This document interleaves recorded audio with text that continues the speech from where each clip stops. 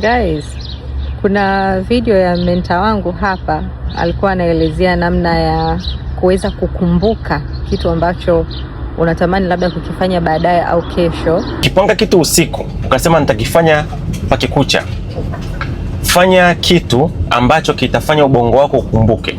Wakati unasema nitafanya kitu fulani pakikucha, chukua kitu chochote alafu kiweke out of ordinary. Mfano, chukua pillow pale kwenye kochi yako, itupe chini.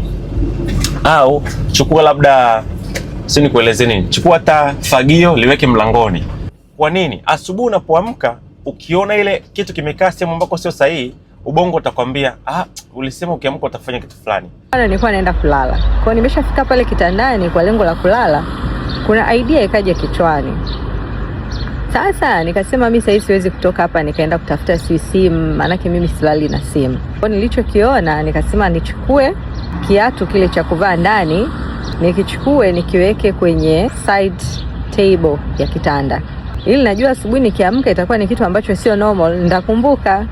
Guys, nimeamka kila nikijaribu kutafakari ile idea, kwa sababu nikakumbuka kwamba nimeweka hicho kiatu kwa sababu kuna idea, lakini hiyo idea sijaikumbuka mpaka nikaamka nikaendelea na shughuli za kila siku, nikarudi jioni kiatu kipo pale pale na bado sijakumbuka.